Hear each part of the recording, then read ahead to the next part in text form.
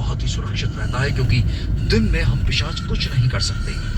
ये जो दाईं तरफ तुम कक्ष देख रहे हो, इसी के अंदर एक और कक्ष है, उसी में है उसका शरीर। इतना कहते ही वो आत्मा गायब हो गई। ये तो वही कमरा है ना जिसको हमने पहले खोलने की कोशिश की थी मगर वो नहीं खुला था। सुदेश बोला, हाँ ये वही है, पर अब हम इसे खोल के रहेंगे। ये कहकर उज्जवल ने उस हथौड़े से वार करने शुरू कर दिए, मगर तभी पीछे से उज्जवल को किसी के कुर्राने की आवाज आई। उसने पलट कर देखा तो बहुत सारे भेड़िए खड़े हुए उसी की तरफ देखे जा रहे थे।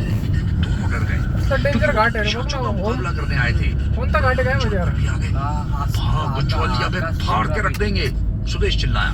और दोनों वहां से भाग के आगे के साहबान से होते हुए सीढ़ियों के पास पहुंचे और भाग कर ऊपर चढ़ गए। वो भेड़िए बराबर पीछे आ रहे थे। ये दोनों एक के बाद एक सीढ़ियां चढ़ते गए और सबसे ऊपर के बुर्ज पर पहुंच गए। वो भेड़िए भी बराबर पीछे आ रहे थे। अब ये दोनों आखिरी बुर्ज पर थे और जो चौथी मंजिल पर था, और किला ही काफी ऊंची पहाड़ी पर बना था। अब इनके सामने कोई रास्ता नहीं था। एक तरफ बुर्ज का आखिरी किनारा, दूसरी तरफ भेड़िए।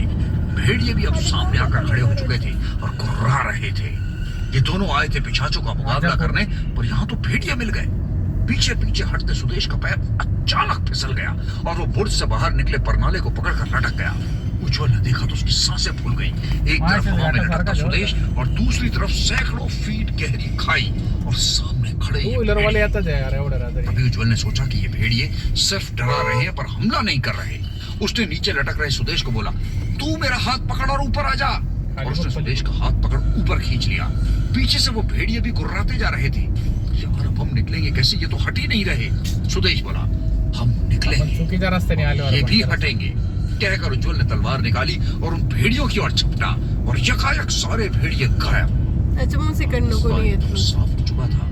ये दोनों जैसे ही आगे जाने को बढ़े कि हवा का तेज पवन डराया कि इन्होंने अगर एक दूसरे को ना पकड़ा होता तो सच में उड़ जाते। अचानक दिन में अंधेरा छा गया। एकदम खटाटोप अंधकार, भयंकर बादल घेरा है। हवा का तेज बवंडर चलने लगा। दोनों के पैर उखड़े जा रहे थे उस हवा में, पर वो जैसे तैसे लेट कर रेंगते रेंगते सीढ़ियों तक आए और इसी तरह सीढ़ियां उतरी। नीचे हवा का जोर तो कम हो गया लेकिन अंधेरा बहुत था। उज्जवल ने तलवार हाथ में ले ली, इस तरह कि अगर कोई सामने आया तो सीधा मार दे। उज्जवल आगे आगे, सुदेश उसके पीछे पीछे। अचानक सुदेश को लगा कि सामने कोई है। कि दूसरी मंजिल पर बना एक अंधेरा हॉल था। यार उज्जवल, सामने खंबे के पीछे कोई है। और दोनों उस तरफ बढ़ गए। उज्जवल ने देखा कि वो किसी का शरीर था जो खंबे से टिका खड़ा था। उज्जवल समझ गया कि ये किसी पिशाच का शरीर है और उसने उसके सीने में सीधा वार किया तलवार का और वो राख बनकर बिखर गया। अब ये उस हॉल से बाहर निकल नीचे की मंजिल पर आए। यहाँ एक गलियारे की तरफ से किसी बच्चे के रोने की आवाज सुनाई दी। उज्जवल उस तरफ बढ़ा तो सुदेश ने उसे रोका। उज्जवल, ये कोई बच्चा नहीं है, पिशाच हमें बहका रहा है। जानता हूँ, मगर अंत तो उसका भी करना होगा ना। कहकर उज्जवल आगे बढ़ा और पीछे से सुदेश। आवाज उसकी इस तरह थी मानो कोई नवजात बच्चा रो रहा। पर जब वहां जाकर देखा तो वो 13-14 साल का लड़का था। श्रोताओं को याद होगा कि जब प्रबल यहाँ आया था उसे एक लड़के ने खाना ला कर दिया था। ये लड़का कोई और नहीं, वही था। दोनों को देखते देखते उसका आकार बड़ा हो गया और वो हाथी के बराबर हो गया और हंसते हुए वहां से छू मंतर। अब इन्होंने उस मंजिल पर बने हर कमरे को खोलना शुरू किया। कुछ तो खुल गए मगर कुछ नहीं खुले। जो नहीं खुले थे उन्हीं में पिशाच थे। उज्जवल ने हथौड़े से उन पर वार किया और एक कमरे का दरवाजा खुला। इसमें उज्जवल को उसी लड़के का शरीर मिला, जमीन पर लेटा हुआ। उसने आंखें बंद कर उसके सीने में तलवार घुसा दी और उसका शरीर राख बनकर उड़ गया। अब उसने दूसरे कमरे का दरवाजा खोला। इसमें उसे 2 आदमियों के शरीर मिले और उसने उनका भी खात्मा कर दिया। अब बचा आखिरी कमरा। इसका दरवाजा खुलने का नाम ही नहीं ले रहा था। बड़ी मुश्किल से हथौड़े और कुदाल की मदद से जैसे तैसे खोला। इसके अंदर उन्हें एक बुजुर्ग का शरीर मिला। उसे देखकर दोनों को सिहरन सी हुई। इतना अजीब था, एकदम मनहूस सी सूरत, खुली सफेद आंखें, जर्द पीला चेहरा, होंठों के कोनों पर लगा खून। ये कोई और नहीं बल्कि इस महल के नौकर राम